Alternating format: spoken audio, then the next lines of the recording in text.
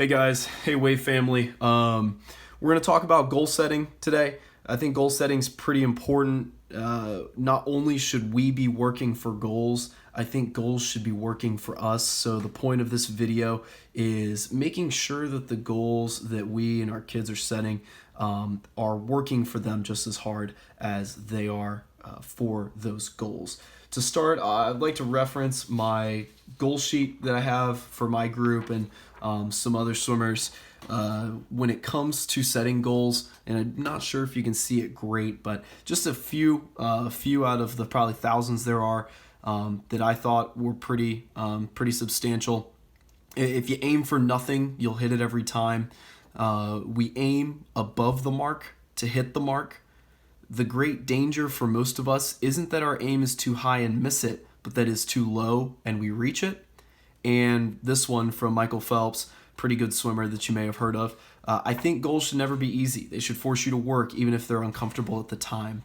I think all of these kind of give some insight into what it means to have goals, how important goals are. If you don't have goals, the first quote, if you aim for nothing, you'll hit it every time. If you don't have any goals, we're coming to practice and we don't really know what we're working for. And my biggest fear as a coach is that I have a swimmer who is just in the water to be in the water. I want them to be in the water and be purpose driven. I tell them that I write my practice to be purpose driven. I'll never have them do something that I don't think has a purpose in mind. So I would like them to kind of be the same way when they're swimming their practices. And we aim above the mark to hit the mark. That goes a lot into our goal pacing that we do in practice and in meets. That's in a different video. I always tell my swimmers, we don't want to pace and we don't want to swim where we're at. We want to pace and swim where we're going. And I think goals are a vehicle to help us get there and be focused on where we're going. And the third one, the greatest danger isn't that our aim's too high and we miss it, but it's too low and then we reach it. That'll go, into one of the main things that I think goals are have a good purpose for, and that is being aggressive enough to seem just out of reach, but not so aggressive that they're impossible. And that's a fine line to ride. And with my swimmers, my younger swimmers or early teens, it takes some time to figure out what good paces are, what good goals are, and what good goals aren't. And what good goals aren't, some things to watch out for. We never want, let's give an example. So an example would be that our pace from a goal, a pace from our goal for the 500 is faster than our pace goal for the 200. Okay, so if you're thinking about goals and you have a very aggressive goal for the 500 and that pace ends up being faster than your 200, one of two things have happened.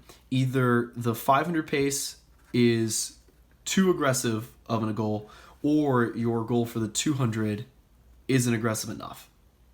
And that's something that you have to figure out. So when you're going through your goals, and like we have here again with my goal sheet, when you're going through your goal paces, it's best to use a scrap sheet of paper first, just to make sure, especially when it comes to the freestyles and like 100 and 200 butterfly, 100 and 200 backstroke, double checking and making sure that your paces make sense. Your shorter swim should have faster paces. If that's not the case, then it's likely that one of the goals that you made is either one is too slow or the other one is too fast. So that's one thing to keep out for. We want goals to challenge us. So we want to do a time drop. It can be, the goal time can be a time standard for a meet that you want to go to. So we can have standards goals. Okay. We can have personal time goals. So maybe you've gotten that age group cut, but you would really like to break 2 minutes in a 200 freestyle. You'd like to break 56 seconds in a 100 freestyle, whatever it may be, a personal time goal. Another type of goal that we have is a placement goal. Placement goals are tricky. That would be saying, I did well age groups last year, but I really want to get top 3 in this event. If based on last year, this is the time that the top 3 went.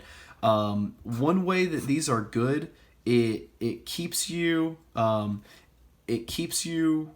motivated and keeps you with a good understanding of what other kids in your state, in your zone, whatever it may be, what times that they're going, and how you stack up against that, and what times you would need to go to be in that position that next year.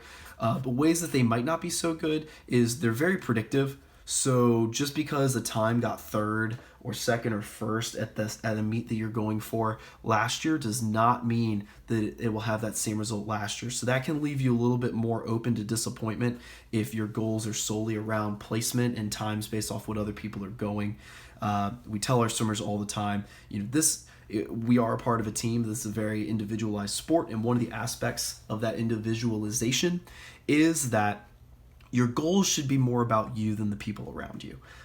If maybe, if there's a certain tier of swimmers that are very fast and you want to become one of those swimmers, make that more of a personal time goal. See what time you need to go to make you feel like you're in that mix. Don't say that, I have to beat two of those people or three of those people, or I need to go this time because this is what they were going last year. Stay true to yourself as a swimmer. Stay true to your own times as a swimmer. That's generally my advice when it comes to goals. So out of the three, I think personal goals are probably the most important. Just making sure that the time improvements that you want are based on the times that you want to go. Aiming for different meets, higher level meets, probably the second one, because those are still times that you want to go that will get you to a certain meet that you can be, proud of. Placement goals, they can be useful, but I would say, only in circumstances where maybe you're not sure what your personal goals should be, but you've made the standard goals that you have. Then think about where other people are at and where you would want to compete, to be within that group.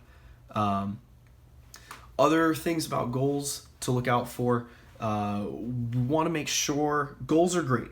Goal times are great. If you're a 2-minute 200 freestyler and you want to be a 154 200 freestyler this year, that's a great goal to go for. Okay, that's a fairly strong time drop.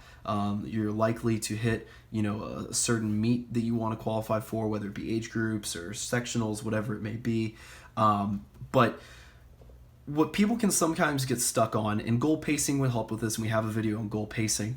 But goal pacing aside, we can kind of get stuck on this and this.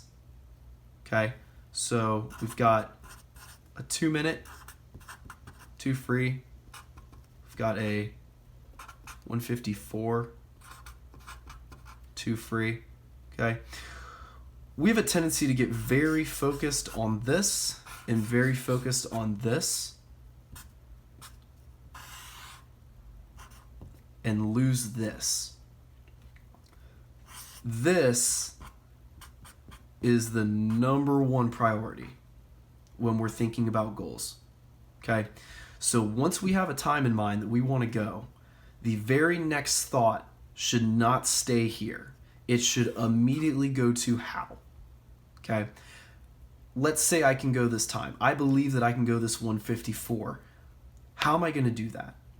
Because I can't just magically I can't score a 50 on the first test, then do no extra studying and say, oh, I want to get 90 on the next test. It doesn't work like that. You got to figure out what you need to do in the middle, okay? Going back to the test, is it studying more? Is it making flashcards? Is it reading from the textbook more than you already do?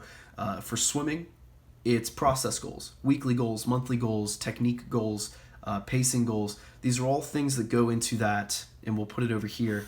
These are all things that go into that process, okay?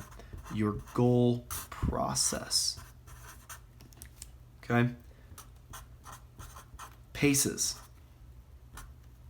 okay? Paces, super important. Technique. What did you do or not do with this race that you're going to change in order to get here? Okay? Is it more underwaters? Is it an increase in stroke rate? What are you going to do? What are you going to change in this race to not only help you hit your paces, okay, and train hard to hit those paces, but also sharpen up your skill work, sharpen up your technique. The process, okay, the process is so much more important than the start and the finish. And that's why on our goal sheets, we talk about action steps. And these are kind of our process goals. So you have an event, and what's your action step to get to that goal for that event? Okay? And we talk about weekly goals. Okay? For weekly goals, you know, what we say here is weekly goals can be used in order to keep the mind focused on short-term growth, which is critical in achieving long-term goals. Write down possible weekly goals that you would want to focus on, how you would remind yourself of those goals. Okay, so first off, you got to make the goal. Okay, so we'll put it here. Steps. General steps. First, make your goal. Second, figure out the process. Okay? Figure out how you're going to pace, what technique you're going to change. Okay? And then third, create short-term and process goals. The short-term and the process goals are what are going to help you keep your mind focused, especially in the short course season we're getting ready to start. The short course season is long. It's September, October, November, December, January, February, March, sometimes even into April. That's 6 to 8 months is that season. So just keep saying I want to go 154, I want to go 154, I want to go 154 is one thing. But what we do on our daily, weekly, and monthly process goals, how we accomplish those, that is what's going to get us to that time. Not just saying we want to get to that time. So when you're thinking about making your goals, it's a lot that goes into it. But when you're writing down your goals and you're filling out a goal sheet either for your team or using this template that we have, you need to think about, okay, what do I want to go? How do I do that time? What do I need to change or do in order to get from where I'm at to where I'm going? And how am I going to remind myself on a daily, weekly, monthly basis? Okay? All of these need to be done in order to hit the goals that you want. All right, first off, I'd like to apologize. I am a left-handed writer, so I know a lot of the times when I'm going through some of this tutorial stuff where we're focusing on the board, it's going to be a little bit messy, a little bit hard to read because I'm writing over what I just wrote. So you have to bear with me a little bit there. If anything's unclear, you can always leave a question in the comments, so you can find me a practice if you're one of my swimmers, and be more than happy to explain something or reiterate a concept that maybe was unclear. My handwriting was too messy in the video. Other than that, hope you guys learned something from this. Goals and the goal setting process is pretty subjective. A lot of people are going to do it a lot of different ways. The way that I'm trying to teach my kids and the way that I think it should be done was explained the best that it could. At the end of the day, though, it's trial and error. You got to constantly, each season, be making new goals, looking at your best times, redoing goals, figuring out what types of time drops you think you're capable of, and then push that a little bit. A lot of my kids, when they do their first goal sheet ever, it's some of the races are way off, and that's okay because they need to get in the process of understanding, what a good goal looks like and what good process goals look like. And as you practice, you'll get better at it, but first you got to do it. It's just like swimming. We'll be releasing other videos. I want to do a video on the activation circuit that I have my swimmers do. We're doing a video they've already actually recorded on actually calculating goal paces. Tons of different videos, nutrition, meet prep, dealing with success, dealing with failure, different stuff like that coming up. So definitely stay tuned. It's gonna be a good little series that we're doing here. Thanks.